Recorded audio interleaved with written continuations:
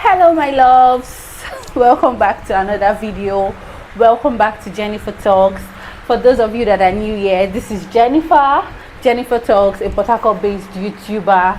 While for my returning subscribers, thank you so much for sticking and coming back to watch my videos upon videos. I'm sure you guys must have seen my previous video, hence why I'm making this particular video. Sorry. So I would love to tell you guys my pregnancy experiences from first trimester until this very period. And believe me, I wrote them down because I don't want to forget them. I was a little bit skeptical about if I should share them or not, but I decided, you know what, why don't I just share them? You get.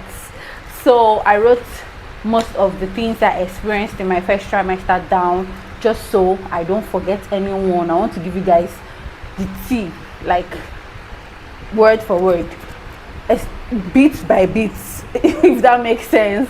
So before we go into the video, please, if you haven't yet subscribed to my channel, please click on the subscribe button, like the video, share, comment, let me know. Like my videos, guys. Most of you just watch, you don't like. Please like my videos. Thank you very much, and happy new year if you're seeing this face for the first time in this new year. Happy new year. So I'm just going to put out a disclaimer. There are no two the same pregnancies. What I experienced might be different from what someone else experienced or is experiencing.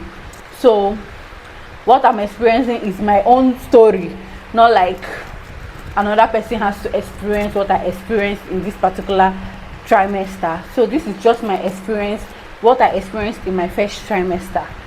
That being said, and that being out of the way, let's jump right into the first point. So number one has to be abdominal pains, because I can remember I was always having novel pains, belly button pains, if you guys know what that means. Like, just my belly button region was always aching and paining me, so I had to call my gynae. Okay, it kept on paining me. I was like, okay, something is going on. So I was feeling normal, that maybe that I checked online and they said, oh, that's a normal thing for you to feel abdominal pains when you're pregnant.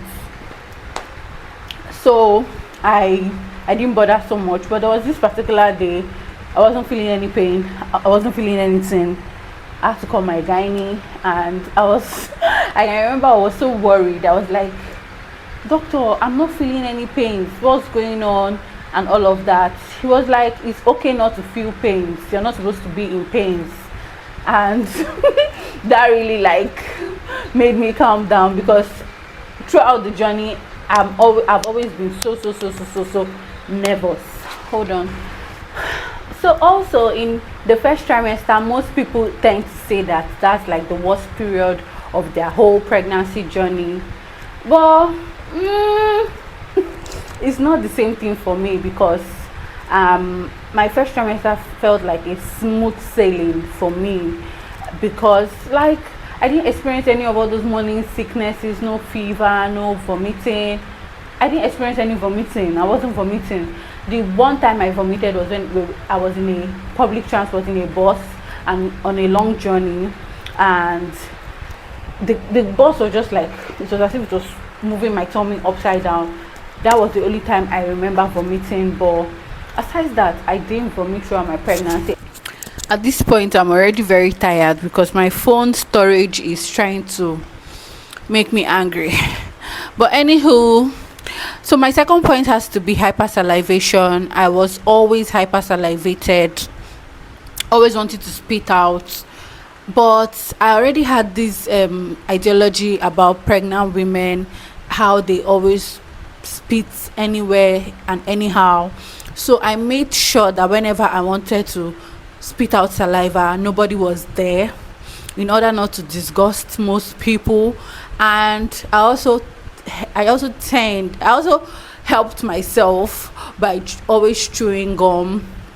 In that way, I don't have to like always throw out saliva or spit out saliva every now and then, because that period I was always around people. I was at work and I did not want to irritate anybody. One symptom, or the one thing that actually stuck in my first trimester, was bitter taste. Hey God, I can remember the very first time.